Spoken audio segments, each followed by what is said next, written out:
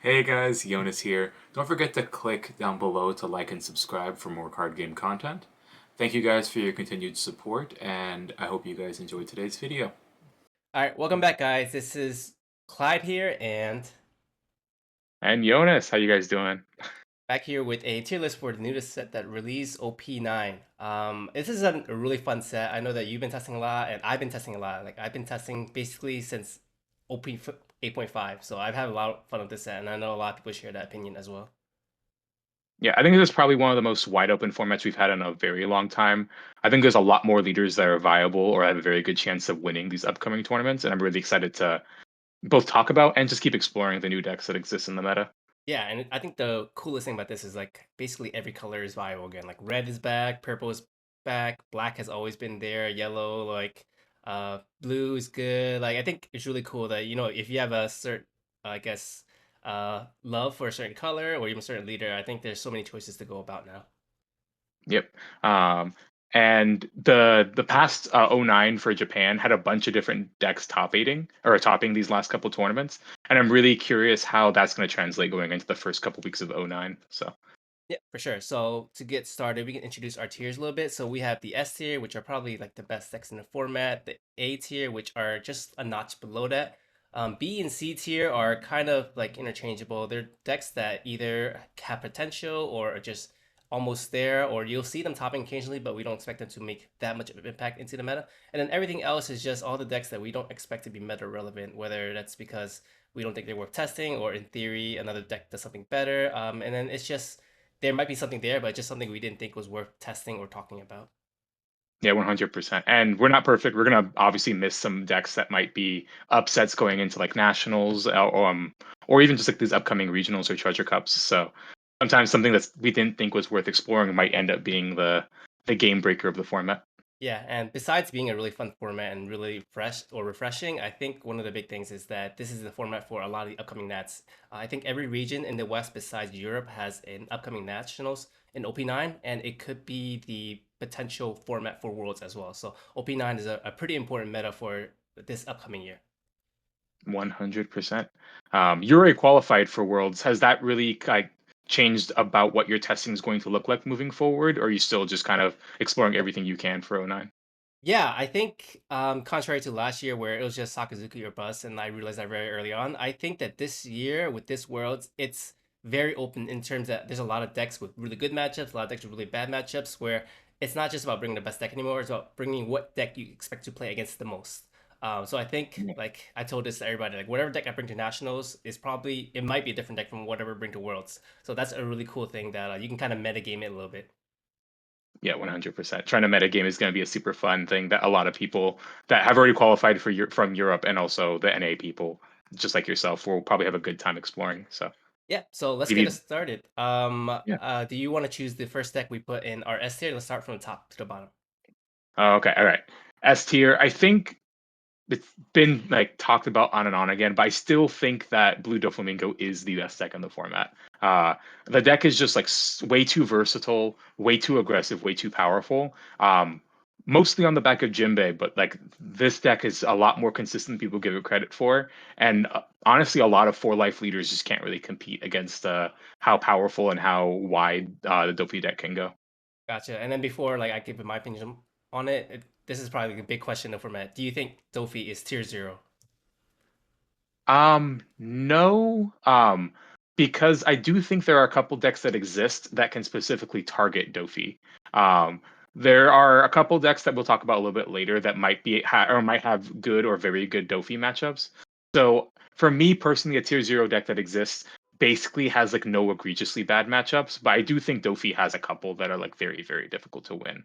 So based off Gotcha. that, probably not tier zero. Gotcha. I'm glad you said that because I was about to like I thought we were about to have a little debate here because I don't think personally Dofi is tier zero too. Same reasons as you, where I think it's super consistent. It's like really strong, and even like it's probably one of the fastest decks in this format. But I think that there's a couple of decks, like you said, that can beat it. I think that it has a lot of like 50-50 matchups where like, it's slightly Dolphin leading, but not enough where I think that it's tier zero. But I do agree. I think it's the best deck in the format. Like consistency is crazy. Like every time I play it and I see like Sengoku Pronon too, I'm like, oh sorry, and it just kind of high rolls you. But that's the deck. The deck just high rolls so well. Going into like other best decks in format, how do you feel about Teach? I know it's really popular in Japan. Do you think it's going to be equally popular in the United States? Is it going to be tier one, or is it going to be a notch below tier one for you? I think personally, Teach is still tier one. I know that there's a lot of hype around it. There's a lot a cult of people who are like Blackbeard enthusiasts, like people who love the playstyle, or people just who hate 8 cost Moria and just want like finally a way to fight back at it. I don't think that it's as strong as Doflamingo. I do think that like it's if Doflamingo is the top of tier one, then Teach might be like the middle or bottom of tier one. One thing that I said on a previous video is that I think Teach is a deck that will be really strong early on in the metagame when people aren't used to how to play against it. Like used to the optimal styles or like the kind of lines it plays you need to beat it. Then as people figure out how to beat it, then it's gonna drop lower and lower, and people are gonna get used to how to play to beat it. And on another thing, I think Teach has a really lot of like poor matchups. I think Doflamingo is the big one. Purple Luffy is also really bad. Shanks is also like pretty bad as well. And those are like three of the most popular decks. And I think knowing that Teach is something that like I don't see myself personally bringing to a tournament. A lot of the games feel like it's out of your control. Like either they just go too fast. Like if they see a 1 cost searcher, that's high rolling against Teach. Honestly, yeah, I think the Teach deck really relies on your opponent kind of having relatively poor early game. Like decks are really like top end centric, don't really have much things to play early. Teach can tend to prey upon. Just like stopping a lot of their opponent's on plays is really powerful. But if your opponent has a lot of really aggressive plays and they get to apply a ton of pressure, it's really hard for Blackbeard to catch up, and it's extremely exacting. A lot of the times when I'm playing that deck and I make one small inaccuracy, it feels like it can never come back from it sometimes. Um, but even still, the deck's egregiously powerful. Like 10 cost Blackbeard they printed was probably one of the most powerful 10 drops I've ever printed in the game. So, Sense. And uh, then are there any other decks you see in kind of the same tier as these two decks? no, I think those are the two that I think are in the tier one that are kind of like for like warping the entire format around it. There are other decks that kind of compete in different ways, but I think those are like the tier one decks in my head. Gotcha. So up to that point, I do think there's one deck I want to talk about that I feel like is really close to S tier and the decks I've been hyping up as well. I think Purple Luffy is in a really good spot in this format. Outside of it's kind of in a similar place as Teach, where it has a really bad Doflamingo matchup, but it's really good against the rest of the format. I think it's really good into Blackbeard, it's really good into Purple Luffy, and then into Shanks, it's slightly favored, and then even into like rogue decks, Purple Luffy is probably the one deck that's faster than Doflamingo, just because Doflamingo goes wide very quickly, 4 cost bodies, but Purple Luffy goes wide very quickly with like 7 costs and 5 costs. Yeah, I do think that yeah, Purple Luffy has really powerful draws. It's really like good into a lot of the expected meta. One of my main gripes with the deck is how rigid it feels playing it compared to like Dofi, which kind of gives like a bunch of different options every turn. I feel like whenever I'm playing Purple Luffy, I have 7 Dawn. I've got to play Luffy Taro plus some character this turn. Oh, I'm at 4 Dawn. I just have to play Zoroark or I can't really do much else. And I feel like that rigidity is a little bit limiting in a lot of like the deck decisions that I've had. Um, it's obviously still powerful to just play Luffy Taro plus Sangoro in a large majority of matchups. But that's at the very least not my play style, and I think that it's exploitable in some matchups, and that's kind of the reason why I haven't been as excited about playing that deck. That makes sense. So I put him in A tier. And then what's the next A tier deck that you'd like to talk about? Yeah. Speaking of bringing back red again, OP9 Shanks has brought back big red characters for the first time since like OP01 Red Luffy. So I'm kind of really excited about this deck. There's a lot of really powerful tools and engines, and there's a lot of different ways to build it. Japan had kind of leaned a lot more towards like a lot of 5 costs that are relatively sticky to deal with. Things like 5 cost Ace, 5 cost Marco as well. And then kind of going away from the red hair like Searcher Pirates kind of filler. But I think both builds kind of have their pros and cons. I think both are really, really powerful. How have you felt about Shanks? Do you think the deck is also warranted A tier, or you think it's a little bit too clunky against some of the format? Think it's A tier definitely just based on power itself. The biggest thing is probably consistency, since a lot of the stronger builds are cutting the Utah searcher, and Utah finds like your most important card, which is probably the 10 cost Shanks. One thing I will say about Shanks is that it seems like it's a really popular deck. Both the leader and the color are both fan favorites, and I know that in Japan, even though it wasn't making as much like it wasn't converting very well, it was still one of the most popular decks, and I can imagine it being one of the most popular decks here in the West as well. And then the other thing about Shanks is I think that it might not be salty. There might be some kind of Shanks list that will be like really consistent, but also really powerful as well. It's the deck that I'm probably testing one of the most, just because I'm trying to find that spice, that special combination of cards that makes Shanks both a consistent deck and a really strong deck, and it's definitely a contender if somebody can crack the list. 100%. I also think the deck is also very underexplored. Trying to figure out what exact axis to change the deck from is a very difficult decision. I honestly have no idea whatsoever, but there probably is something we're missing. For sure. Um, And then the um, next deck that I want to talk about, I think it's also an A tier. Sorry, did you have something you want to bring up on Shanks as well? I want to talk about the next deck, but I kind of want to hear what your thoughts are first before I jump in. Yeah, so my next deck is and like this is unbiased, but I think BY Luffy is still A tier to me. It's like I think the downfall of BY and OP9 is kind of overharped on. Like, yeah, Blackbeard can be hard. Some people are saying it's like an unwinnable matchup. I've seen and played this matchup sometimes, and it's still very unfavored. I think it still might need to be explored about what lines of plays are optimized for that matchup. But other than that, like Purple Luffy still kind of is one of the best decks against the boogeyman in the format, which is Doflamingo. I think outside of decks, yellow decks like Enel or Vegapunk, Black Yellow Luffy is one of the strongest decks against Doflamingo, especially now that in OP9 they're cutting out cards like the 10 cost Kaido, which are really good in that matchup. Yep, I do think that going away from all those like Kaidos to have relatively large bodies from the Dofi side will definitely make things a lot easier from the BY perspective. And I do agree that the Blackbeard matchup can't be as bad as people are saying it is. I've tested it and done relatively fine from both sides. It's really hard to get going from the BY side. It's really hard to get to zero when you're playing against Blackbeard. But if you kind of have the early pieces, it's actually pretty comfortable, and especially with when you're playing cards like Kingdom Come to get rid of the 10 drops, the only real scary card from their side is just Burgess, and that's usually a difficult card to race, but definitely just a beatable card as well. For sure. Um, Another deck that I think that is on the precipice of A tier, if not like in A tier, is actually Lucci. Um, a lot of people have different opinions, and this deck was also one of the decks that existed very powerfully in 085. Not nearly as prevalent as BY, of course. But I do think the deck is fine into Dofi, which is a decent 50-50 matchup a lot of the time. And you also have a lot of good KOs that line up very well into decks like Purple Luffy, against decks like Shanks if you end up like playing enough cards like Hina and Jack to kind of help clean things up. It's still a little bit fragile, and Blackbeard's still a really rough matchup. But if you kind of play the matchup a little bit more aggressively or rely on cards like 9 cost Kaido or the most recent Singapore CS like 5 cost Tashigi to get rid of cards like Burgess, you can actually have a relatively comfortable time.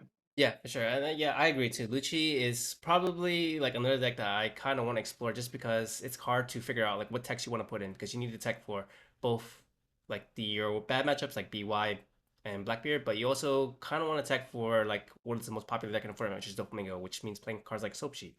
And it's gonna be hard to find that balance, but I think Lucci is there in that it's a black control deck, and black control decks I feel like always have a place in the meta just because nobody can control the board as well as they do. So I definitely agree there.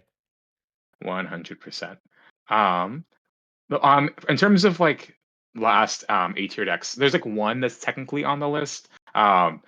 I think Bonnie is really close as well. I know it recently won Eggman's first OP9 tournament that he did online. And I know that deck is very powerful. But my concerns has been like aside from Purple Luffy, I'm not entirely sure what good matchups you have with that deck. I guess BY as well. Um, but I haven't been like super excited playing that deck into any of the meta, and I don't think its Dofi matchup as good as people claim it is. So I'm curious how you're feeling about that one. Yeah, I think I would put it right below the AT tier decks. I think Okay. it's okay in a Dofi. I've heard it's like 50-50, sometimes it's slightly Bonnie favored, but other than that, I don't think it has that great of a matchup besides Purple Luffy. Blackbeard I think is really bad. Shanks is probably really bad. And even BY, I think ever since Bonnie cut Zoro, I haven't felt as bad into this matchup as before as the BY player. And now that they are playing Raigo as well, even we play 9 cost Zoro, because I noticed that people are sneaking that in as a Blackbeard counter. I think Raigo just handles that pretty handily, and then Lucci is always a bad matchup. So I think Bonnie's like right below that. And I think if it had a stronger Doflamingo matchup, I think I would put in A tier. But since Doflamingos are adding back Gravity Blade, which really hurt that matchup, I think that Bonnie is like right below A tier for me. Yeah, I think we can leave it at B tier for both of us. I think we're kind of on the same page there. Is there anything that you think would that exists that might be on the close or being close to A tier at the moment? Yeah, so one deck that I think that is unexplored, but in theory it makes sense in my head is Enel. I think Enel is on the back of having a strong Doflamingo matchup. It can be like sneaky. It can sneak out some tops. I lost a bad matchup in Lucci, and it gained a bad matchup in Purple Luffy. But I'm not sure how the Blackbeard and Shanks matchups has gone.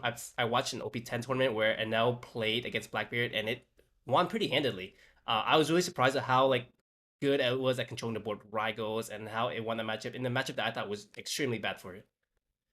Interesting.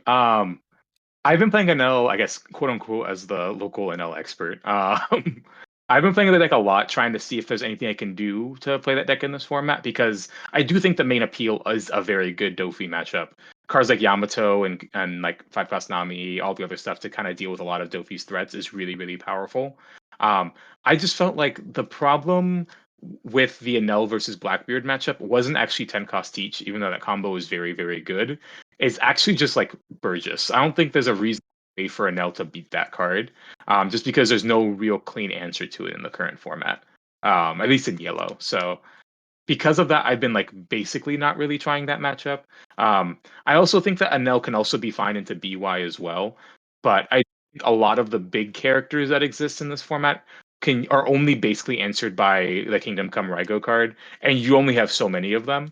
And if you don't draw like multiple against Shanks, multiple against Bonnie, even multiple against Blackbeard, I just feel like you're kind of a little bit too far behind.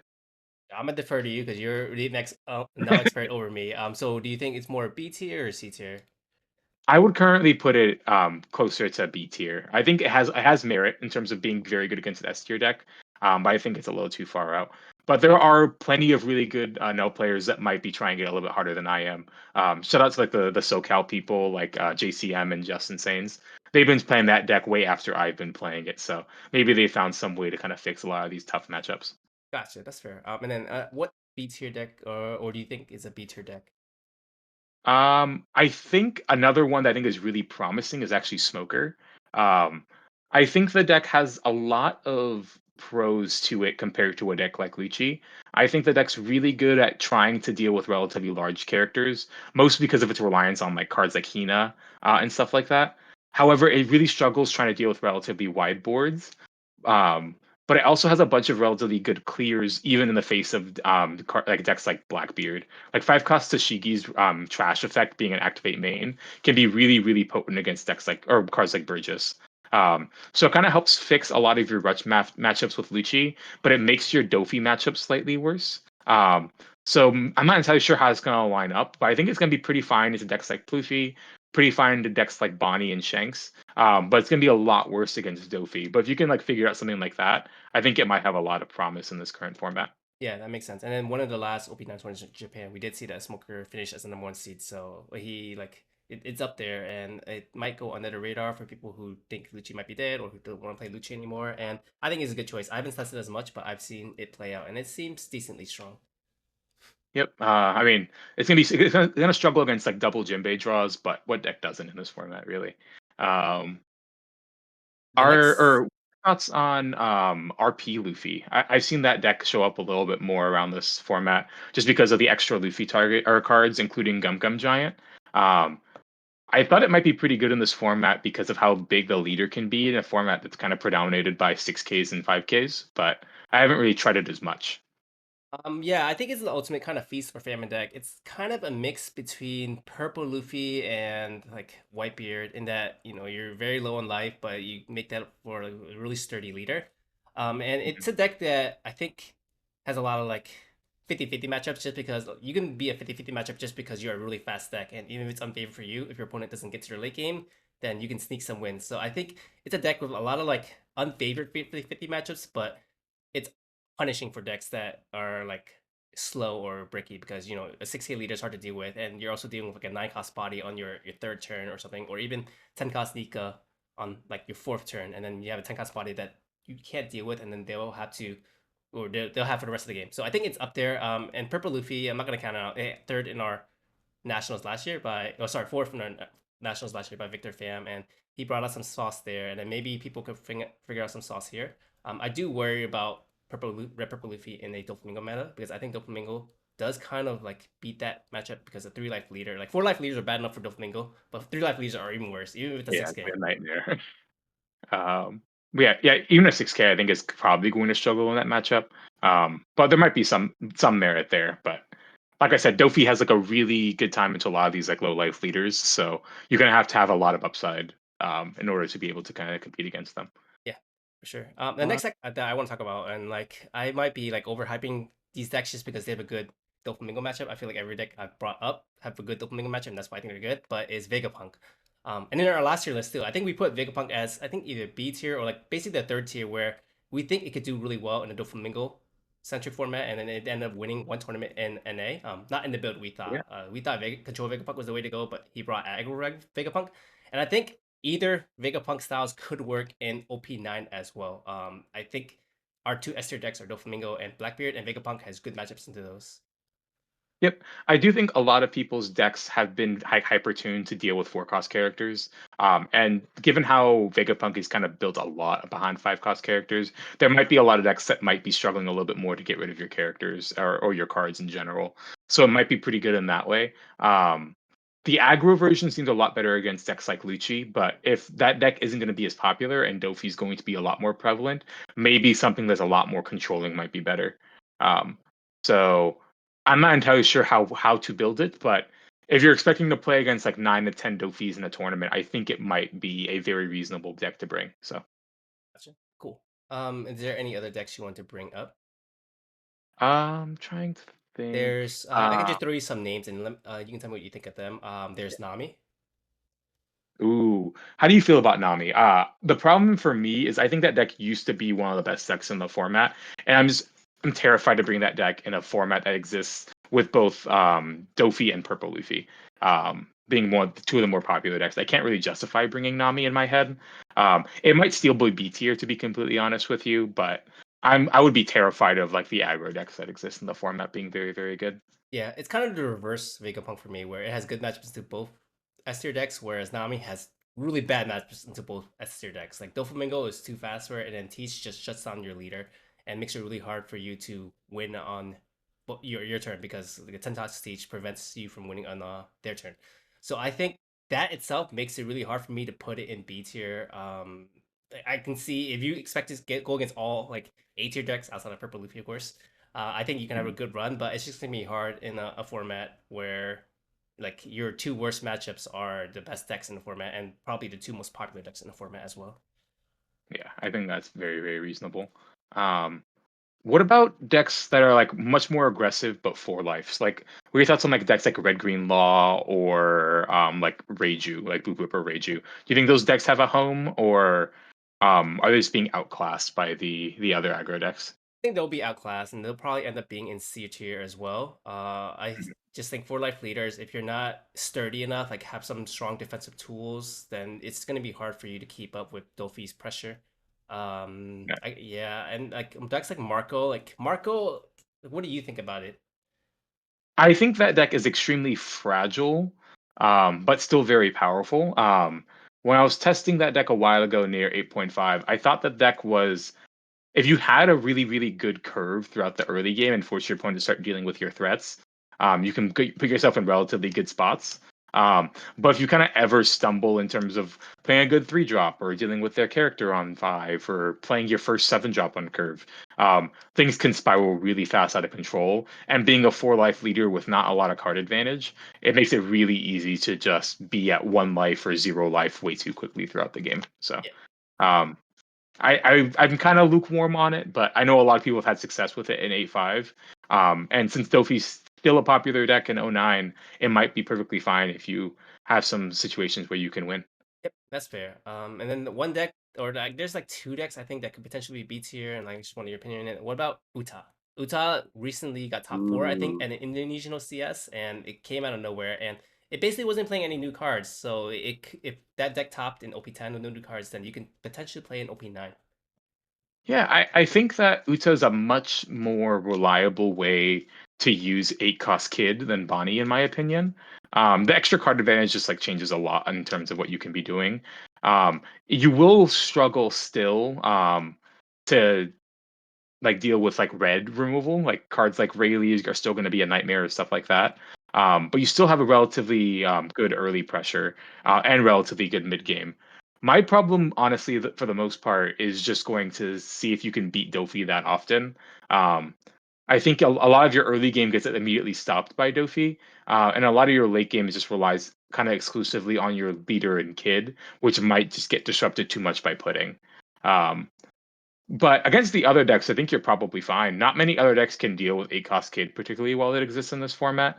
And against Blackbeard, cards like Brook, 7-cost Luffy, and all those cards that put multiple bodies in play might be able to kind of either go too fast around the Blackbeard player, or at the very least force them to use all the cards in their hand to um, like keep using their leader abilities so they have nothing to play for subsequent turns. So Yeah, I it might, agree. but I'm not entirely sure, and that's the deck I need to explore myself, to be honest. Yeah, I agree. I think it's hyper consistent. Its high roll or its top end or its ceiling is just kind of low compared to other decks, but your leader Mhm. effect being able to draw you every turn is just really strong. You see your curve most of the time because you run the new Genesis, which is basically a zero cost event. So I think it's really strong. It could like it has a good Blackbeard matchup, but can struggle to Dofi if you don't see your 8-cost kid, which is unsearchable. But I think there's potential there for you green players who don't want to play Bonnie. I think Uta is also like a good secondary choice for a Bonnie or a green leader. And then 100. there's a deck that made a splash in Japan that we didn't talk about. Is Foxy. How are you feeling about that? Ooh, okay. Um, I think this leader is deceptively powerful, but I still think isn't as good as people think it is. So the leader effect of like Dawn -3, and then making sure that both a character and a leader don't untap is very, very powerful in a lot of certain matchups. Against Dofi, if you're able to set it up, can kind of stop both leader ability and their 6K bodies. Against Blackbeard, it's really, really powerful, just like stopping their teaches and stuff like that. And even against BY, making sure that their 11K leader can't really do much is like really, really potent. Additionally, the 7-cost Foxy can definitely kind of stop a lot of Dopi's early aggression. However, I don't think that the setup is worth the payoff. There's like too many times where you need to get a bunch of Foxy characters in play, and that's just not a trivial cost in too many matchups. You might not be able to use leader ability in time against Dofi. Um, Against like the other black decks, they might just get rid of all your other Foxy characters before you're able to do anything, and that's just a little too much of a risk for me. Um, but I think the deck is relatively consistent, and I think the ceiling spikes or the power spikes are like very very high. I just think the average isn't that high, to be completely honest. That's fair. So you're thinking more like C tier? I think it's more like C tier. I think you can argue at the bottom of B, but I think you can't really go much higher than that. Have you tried it much? Have you enjoyed it? I haven't tried as much. Most of my, I guess, experience with the deck is mostly watching games, and like I definitely agree. Like the biggest thing with that deck is probably like seeing your curve pieces, like seeing your 3-cost character Ogashima like changes the game so much, and then being able to see your Foxy as well. But again, like I think like your matchups are pretty skewed. Like you have really favorable matchups and then really bad matchups, and even the matchups where you get your core combo down, like say you get 7-cost Foxy, you have your ramp and everything other decks, if they high roll, I think their high roll is just better than yours. Yep.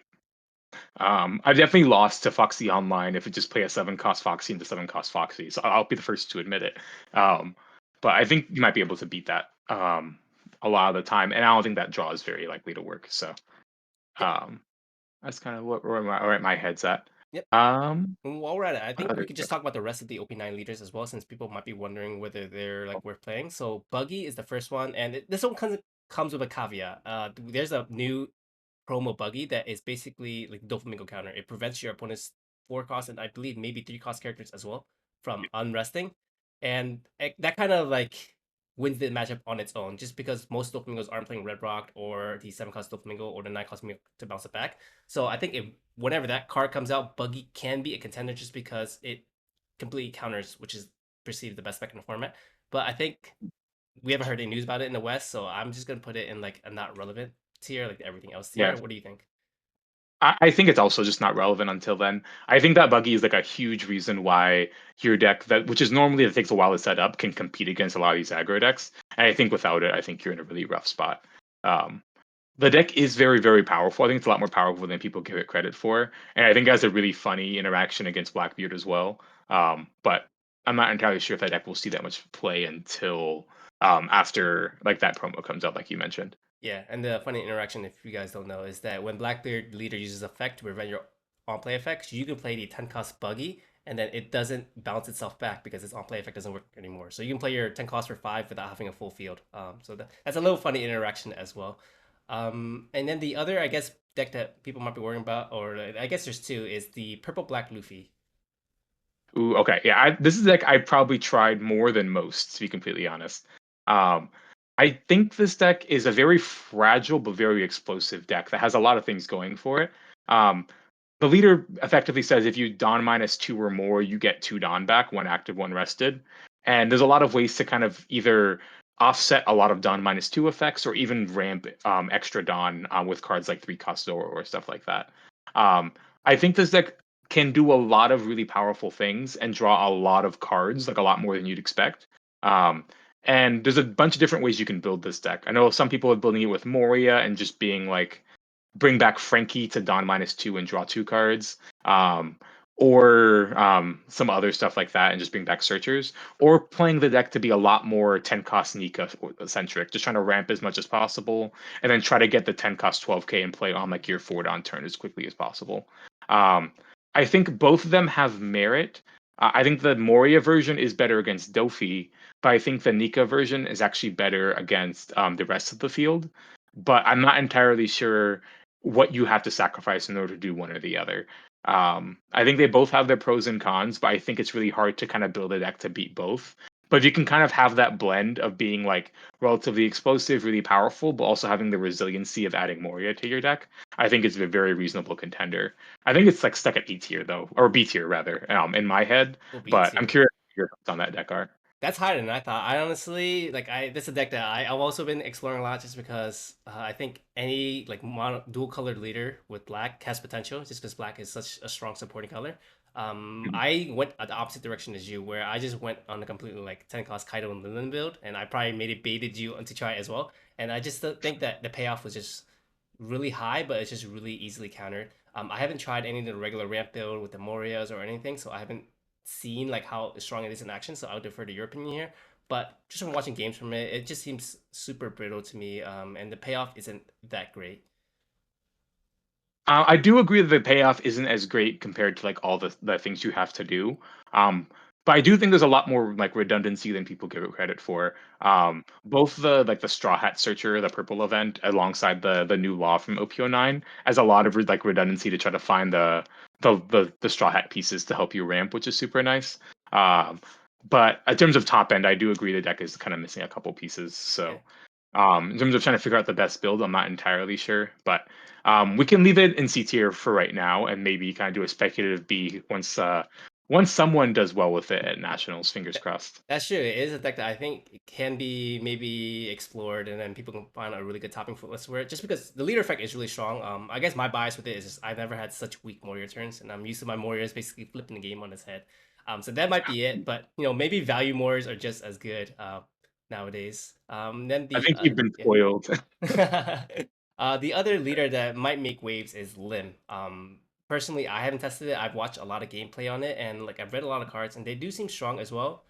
But I just think like green is probably like in my opinion one of the weakest colors. Purple and green especially actually they're probably two of the weakest colors. So combining them both doesn't really do anything. But the Odyssey engine is pretty strong. Yep, I do think the Doflamingo is probably one of the most appealing parts about this deck. Um, that card is very, very powerful.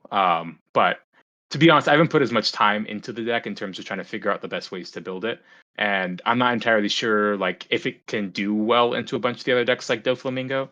But I'd love to hear about what your experiences, at least watching it, have been. Yeah, so watching it, it seems like it's very combo heavy. Your leader effect is actually like sneakily good, and like green has some good cards into the blue matchup as well. Like being able to like rest your cards, your opponent's cards, where Doflamingo usually like plays one rested card, but then you can swing over that, and then the rest of them will come swing at you next turn. But being able to rest them and then swing at them kind of lets you starve them a little bit and kind of play the resource game.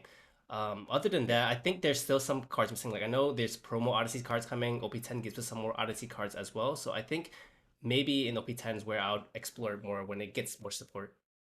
That makes sense. Yeah, I think it's kind of on hold for me personally.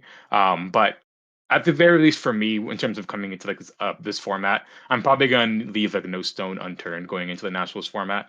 Um, there's so many decks, and I think making sure you at least understand a lot of deck strategic game plans is probably a really important strategy in terms Right. of like kind of do well on something like this. So Right. I'll definitely be trying out Lim in the next couple of weeks to see how well it does. What about Robin? I guess my thoughts is it's not worth testing just because it doesn't seem that appealing to me.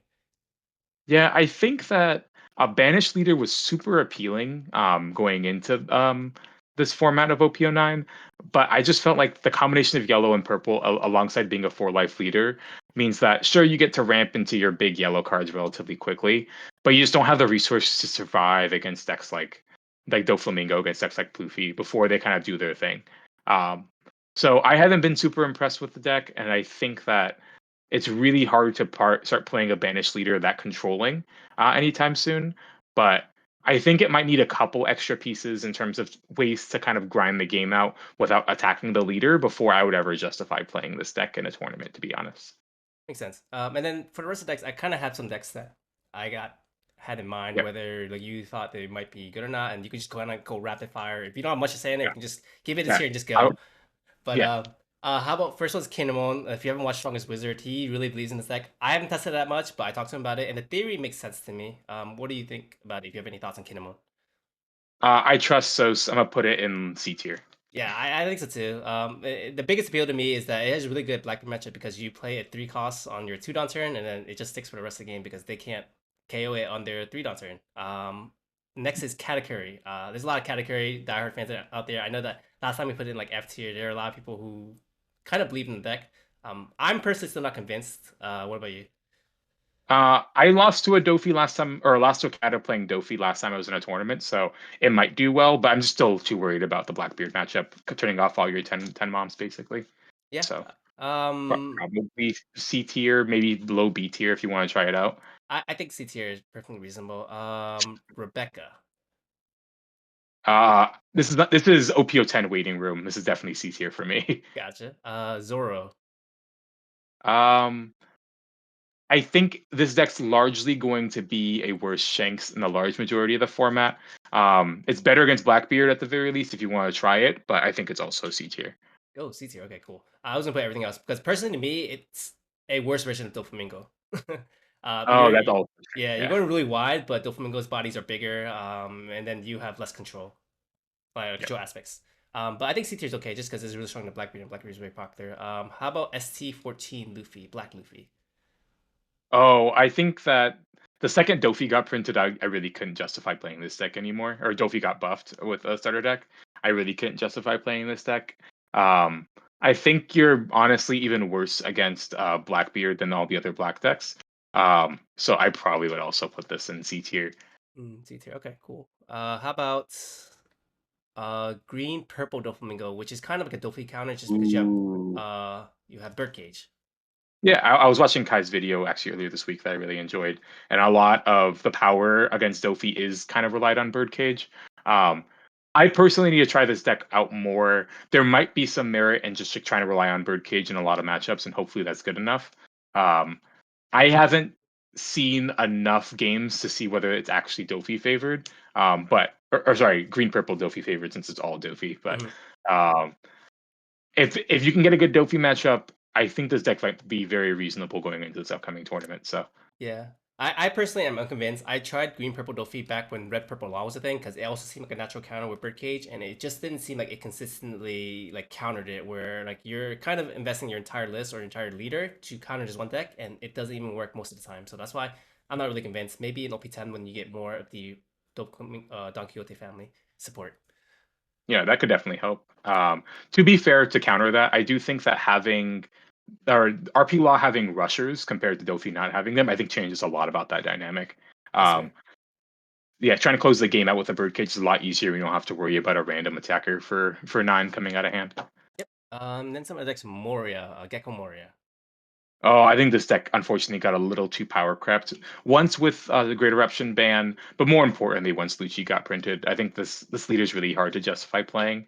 Um, you are better against Blackbeard at the very least, but I think trying to metagame entirely around Blackbeard's not really worth it. So I would probably put this deck pretty firmly in C tier as well. It's here. Okay, cool. And Bello Betty.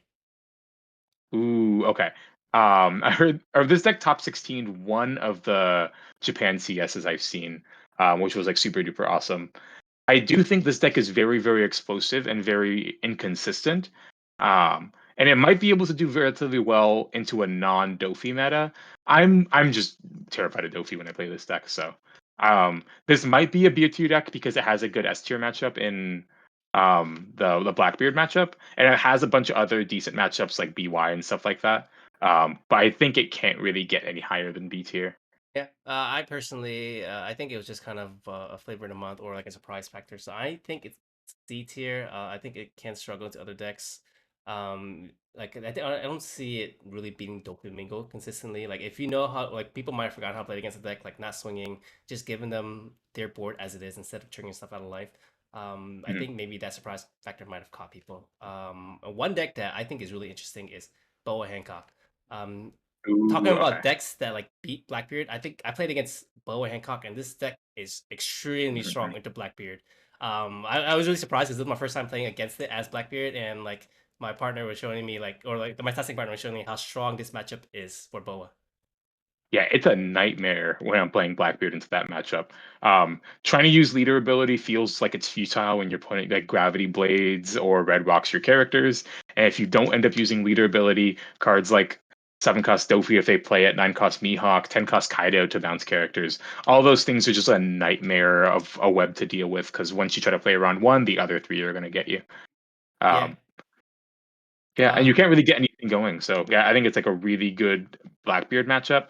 I have not. I imagine it's not good against Dofley because of how obnoxious 7K swings are against Boa. Yeah. Um, but if you can kind of do a lot of things like play a lot of the one cost blocker laws to try to slow the game down, or doing other stuff like that, there might be a spot for this deck in the format. Yeah. But this also might be one of the matchups I need to test some more going into this tournament. Yeah, honestly, you're against a Doflamingo or Blue Doflamingo, you're just a worse version of them. Like you do Jinbei Weevil, but they're doing Jinbei Weevil from their deck. So they netted one extra card on you. And like they swing 7K, I agree. It's just a worse version of Blue Doflamingo. Other than that, like just looking at the matchups we have in S tier and A tier, like I think is really good into Black Yellow Luffy. It can be good into Shanks as well. Mhm. Purple Luffy, like Lucci's still a bad matchup. Purple Luffy, I'm unsure how that could go. That's something I have to test out. But I mean, just looking at it now, like, it has some decent matchups. So I would be okay putting it like low B tier, like high C tier.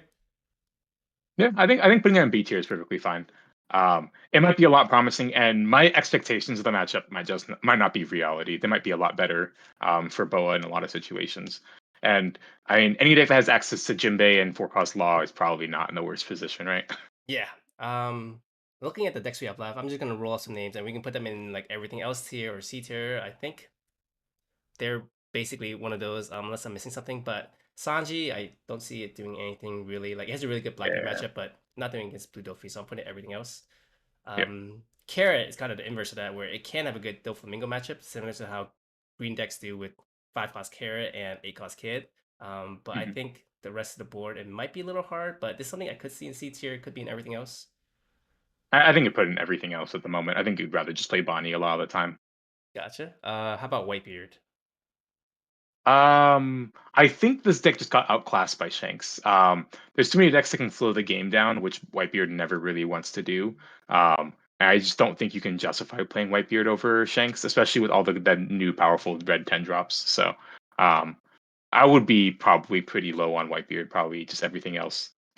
Makes sense. And just looking at here, we had some like decks were good in the past, like Yamato, Perona, like any of those names shoot out to or jump out to you. Um, I'll never put past Yamato to do well, especially after Long did well with it most recently in 8-5. I was very, very surprised, but that man is very, very good at the game. So, um, if anyone can bring that deck to a tournament and do well with it, it's probably him, and it might have some merit there.